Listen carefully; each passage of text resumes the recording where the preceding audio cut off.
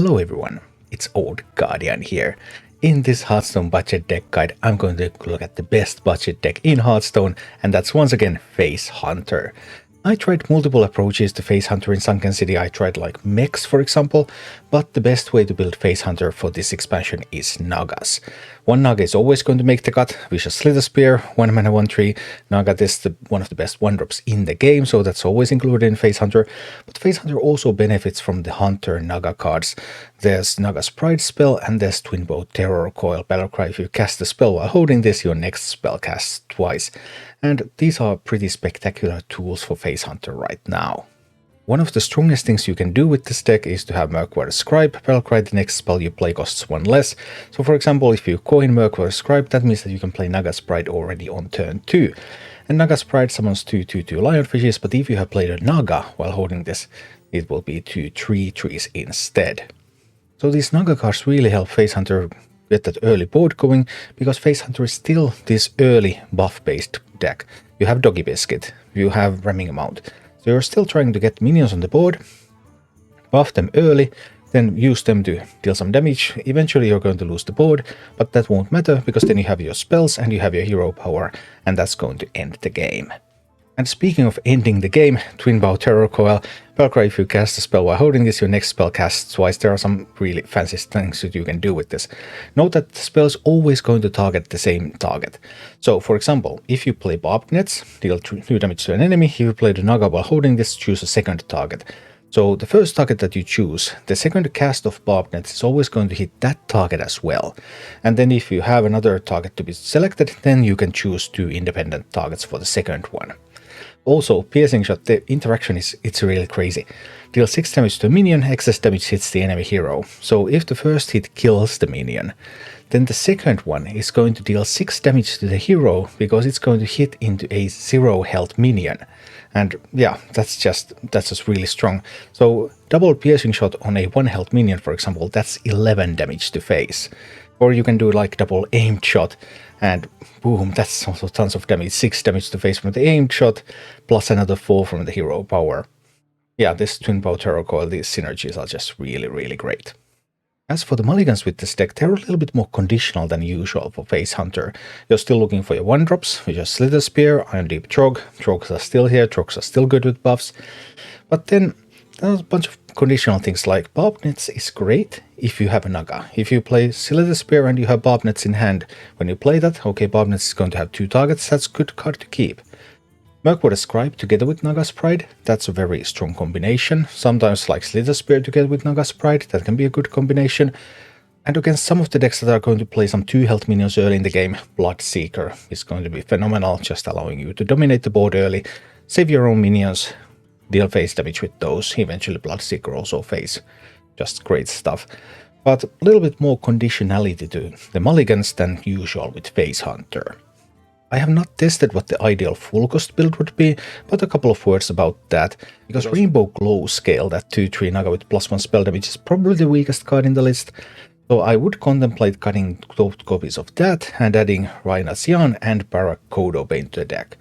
Then again, if you cut a 2-drop and add Kodobane, which is a 5-drop, maybe that makes the mana curve a little awkward, so I'm not completely sure about that, but Rhina's Yarn would be just a direct upgrade, so that one at least should be included. And yeah, that's Face Hunter, best budget deck in the game right now, and this is what it looks like in action. We're going to try these. What about Selfish Shellfish? Is 4 mana 7/7 even good nowadays? And it doesn't do anything when it's played, so you have to have it in your opening hand pretty much. But here we have a pretty sweet turn 1/2 coming. Let's see what our rogue friend can do about that.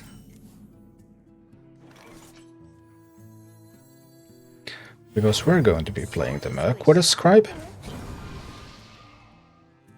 And look at that, my next spell is going to cost 1 less. And look at that, if I play the Naga while holding this, those minions will have a buff. I just played the Naga while holding this. Oh, remarkable. Whee! Lionfishes. I've also played Naga while holding this. And I have played a spell while holding this.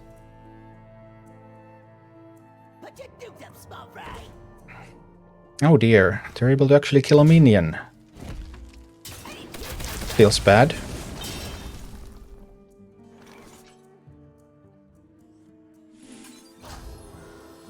I think I have to kill that, because that effect from the Buffer Fist is just so powerful.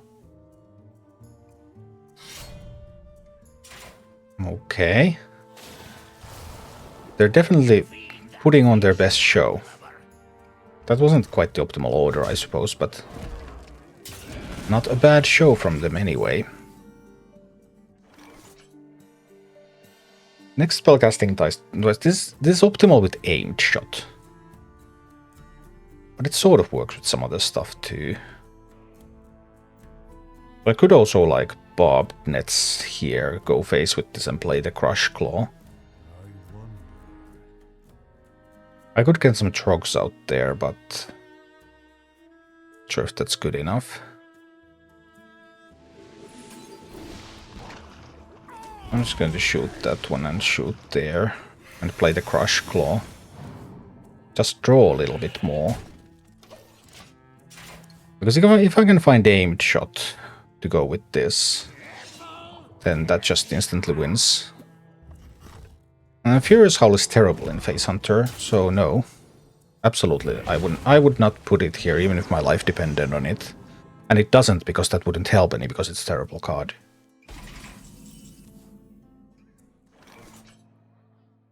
Well, I don't have the aimed shot yet. I mean, I can already put them down to 8 with just attack and hero power.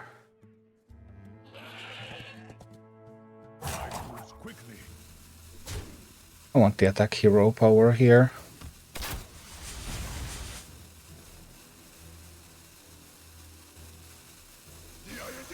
A Trog and a low scale.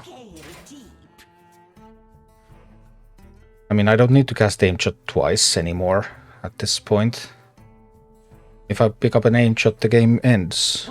Well, aim shot is only 7 damage, so game ends as long as they don't take a single point of damage. Or as long as they take a single point of damage, which I suppose they will. But they also might not.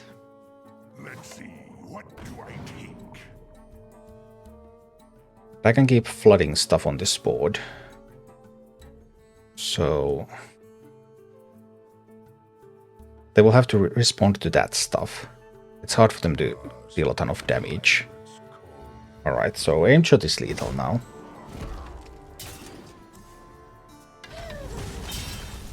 That one's also lethal. Look at this. Oh. 2 shots just for you. How? Alright, we go in with the Slither Spear. Oh, we have bob nets. That's nice.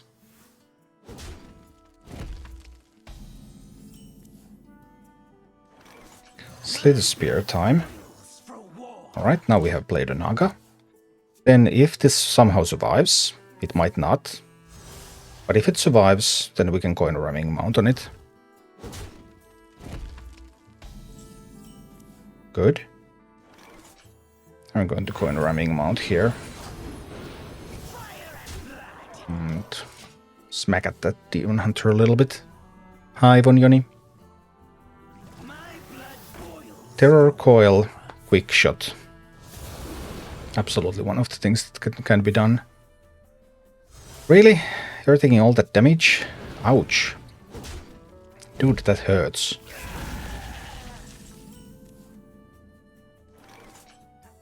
Don't want to do bobbed nets.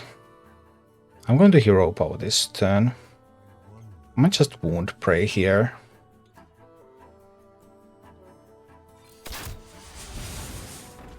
Then kill this with this one, which is immune, and then hero power. Next turn I'm playing the Terror Coil.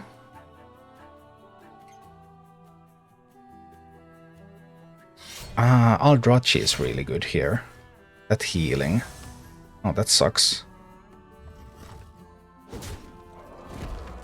That healing is very, very good. Blade Master Okani.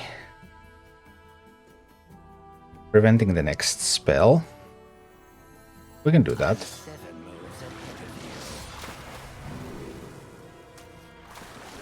We're preventing the next spell. They can't kill this without playing a spell. But they might have surplus spells there.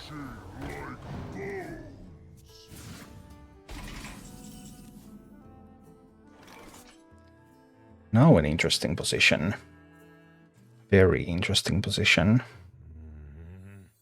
I got 2 shots just for you.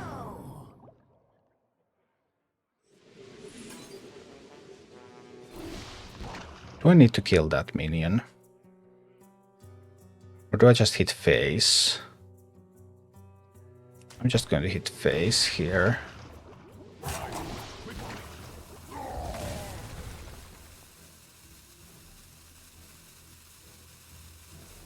I can actually kill that minion too. Trade with this. That goes face. Well, now they have a cheap spell, so they can throw something out there to get countered by Okani. And still have something more left over. Well, that was a pretty good one. Oh no, the amount of healing. That's 14 healing. Oh, that feels bad. Actually, it's only 7 healing. Only 1 charge in the weapon, of course. Of course. No worries whatsoever.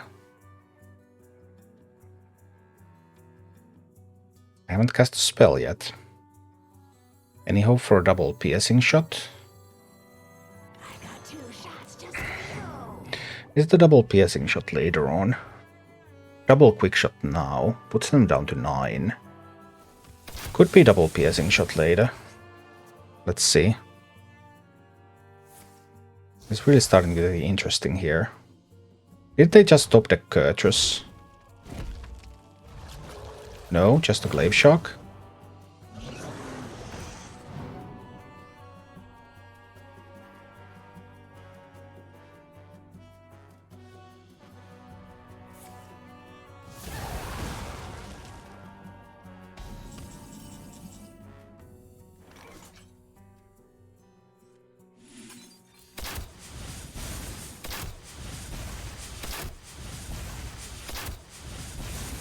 Actually, it works better than that. Wow, that's pretty sweet. That piercing, I actually didn't know the interaction. I had never done that before. That's really sweet.